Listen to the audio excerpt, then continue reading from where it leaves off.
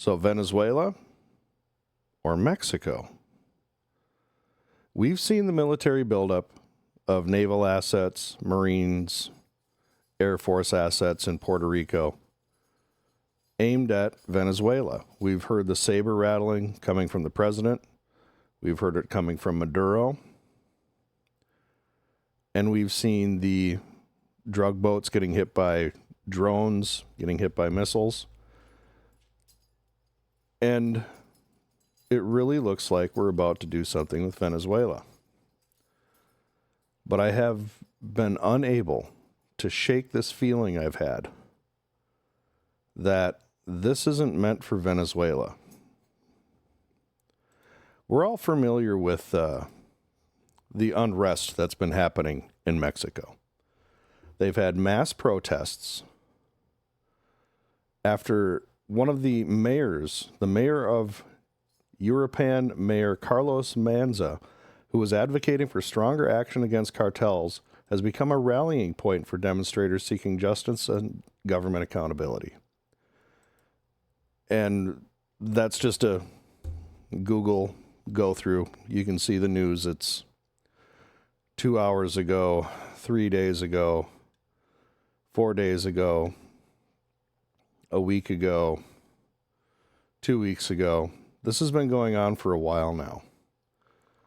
And you've seen videos of even youth coming out and asking for U.S. intervention. Now, I'm not advocating for that, and I honestly don't think that what I'm about to describe is the actual case.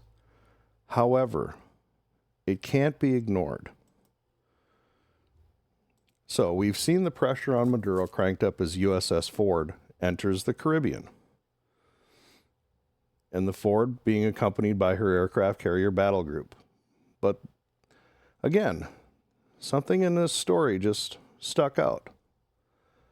We're stopping drugs from coming into our country, the president said. I told Secretary of State Rubio to go to Congress and let them know that we're not letting drugs come through Mexico and we're not letting them come through Venezuela, and let the Congress know about it. We don't have to get their approval, but I think letting them know is good. The only thing I don't want to do is leak information and put our military at risk. On Sunday, the administration announced 2 major sticks it could use against Maduro.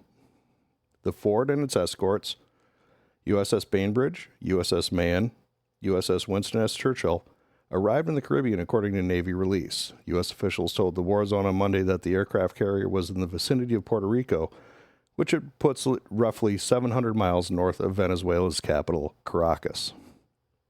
Okay, so in that statement, he lists 2 countries: Mexico, Venezuela. Now, Venezuela is not known as the capital of drug smuggling or of cocaine production or anything like that. Cocaine production is Colombia. Who owns these routes are the Mexican cartels. Why do I have this gut feeling that this may be for Mexico? Okay, let's go through this. These are the rotations. This is from the Army Times. This is from September 4th. This lists the rotations. The 101st Airborne Division Air Assault Headquarters to replace 10th Mountain Division Headquarters. The 10th Combat Aviation Brigade, 10th Mountain Division to replace 1st Infantry Division Combat Aviation Brigade. The 2nd Armored Combat Team, 1st Armored Division to replace 2nd Stryker. The 101st Airborne Division Air Assault Division Infantry to replace 89th Military Police. Now, as we go through this, the capabilities of each one of these lends itself to one another, and not really in a defensive way. From Clarkville Now, 101st Airborne Division Headquarters deployed to U.S. Mexico border starting in October. The 101st Airborne Division will take over role of Joint Task Force Headquarters from the 10th Mountain Division at the U.S. Mexico border. Okay, so that's their headquarters component. where's the rest of the division? We know that the artillery is also going to be joining the 101st, its own artillery.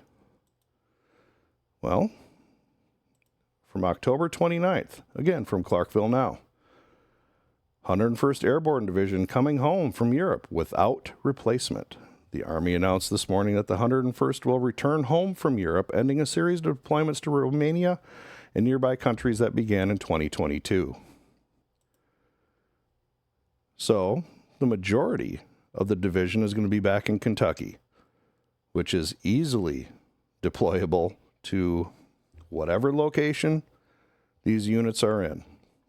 I don't know which their locations were, and if I did know, I wouldn't say it. So, who else is coming along for the ride? Let's go back to this. That's the 101st, with the rest of their division back in country. 2nd Brigade Combat Team, 1st Armored Division. Who's 2nd Brigade? 2nd Brigade, Old Ironsides Armored Division. We have an armored division. We have their combat team. Infantry, armor, field artillery, support, and engineers. These are the units that are on the border. Again, these I would not classify as defensive units. So this is the 2nd Brigade, 1st Infantry Division combat team. Who else do we have? 10th Aviation Brigade, 10th Mountain Division. Okay, well, we saw that the 10th Mountain Division, that their headquarters unit was being rotated out for 101st. 10th Mountain Division, this is out of U.S. Army. See, strike, move, extend the 10th Mountain Division's new Apaches. The U.S. Army's commitment to modernization takes a step forward as the 10th Combat Aviation Brigade of the 10th Mountain Division began the transition to the new AH-64E version 6 Apache attack helicopter. This upgrade, part of the Army Transformation Initiative, directly enhances the 10th CAB's lethality and survivability, ensuring the unit remains a dominant force on the future battlefield. Again, not really a defensive unit. These look like units that if you were to put them together, in lack of a better word, we'll just call it a conf group, would be ideal for hunting, pursuing, engaging cartels, sites in mountainous, desert terrain. Think about that. Let's look at a map really quick. This is from the FBI. This is their map of cartel control. Now, this is an older map, and I'm sure things have changed. But you can see the southern part of Mexico. An ideal strike range if you were to just move your naval assets over there.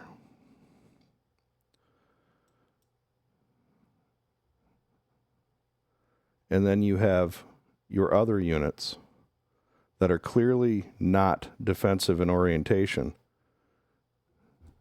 On the north, you have, in the ocean, 2,500 Marines plus, and I think this is worth noting, this is what is in the area, okay? USS Ford Carrier Battle Group, which contains the USS Bainbridge, USS Mahan, USS Winston S. Churchill, as I previously mentioned, plus a submarine or two. They are now joining with the USS Iwo Jima, carrying over 2,500 Marines, the USS San Antonio and the USS Fort Lauderdale, amphibious transport docks. 2, and we only have a few of these left. USS Lake Erie and USS Gettysburg Ticonderoga class guided missile cruisers. The USS Jason Dunham, USS Gravely, USS Stockdale, USS Lena Sutcliffe Higbee, all operating in the area along with a special operations ship that is probably, a day's sail from putting its aircraft, its missiles, within range of the southern part of Mexico. The northern part would be covered easily by United States-based assets. Southern part would be too, obviously, but when in Rome. Do I think this is going to be the case? No. I think that this is genuinely towards Venezuela. But I haven't been able to shake that feeling. Ever since I saw these protests in Mexico City, and I saw videos of young people begging Trump to intervene, and that since the middle of November and the arrival of that carrier battle group, we have not attacked Venezuela. It may happen 5 minutes after this video posts. I don't know. It's a 90% chance that this is all aimed towards everything you're hearing. But in this article, the president does mention that there were only 2 countries that he mentioned: Venezuela and Mexico. And we have right now surrounding Mexico a stick that would be absolutely something to use. And boy, oh boy, is it a powerful stick. You have an incredible naval presence that you can just turn. You have forces on the border that are trained in the kind of mission you would have them do if you were to go forward into Mexico. Again, do I think that's the case? No, but it sure the hell does kind of look that way. It really does. If I was Claudia Sheinbaum, I would be a little concerned right now. I would be a little concerned. If I'm Maduro, I would be very concerned. But if I'm Claudia Sheinbaum, president of Mexico, I would be concerned. You have already had RC-135 rivet joint aircraft doing reconnaissance. You've had Predator drones, probably Reaper drones, with permission, I will say that, flying over Mexico doing reconnaissance. You've had U-2s flying over Mexico doing reconnaissance. I've done videos on all of this. I'm going to put a link it's over here. It's right there. That's where the link is to some of my previous videos regarding this. And a playlist. How about that? I'll put a playlist right here too. Hey, playlist, how you doing? We've had Green Berets going into Mexico to train Mexican Marines in capture techniques. It just feels to me that this may have a different purpose. Will it? Probably not. But it's a feeling I can't shake. And I just wanted to bring it to you because what the hell? What the hell? We have the kind of forces on a border that would absolutely do another Mexican expedition. A lot of people don't know this. Me as a historical nut, I know this.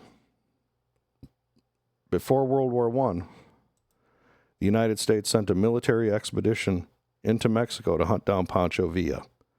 Now, that was not successful. This is from the Army itself. This is their military history on it.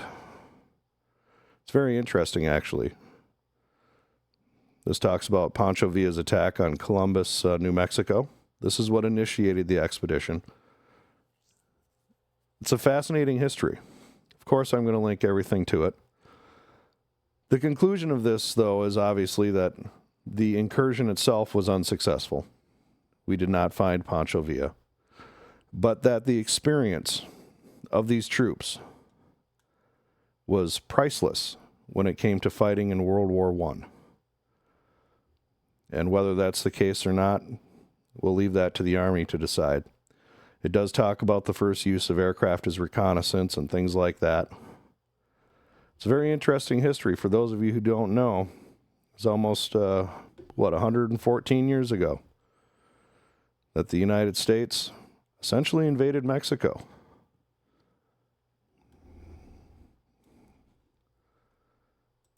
History may not be exact, but it sure does rhyme. Doesn't repeat, but it sure does rhyme. And could we be doing that again? We'll see. I just can't shake that feeling. Thanks.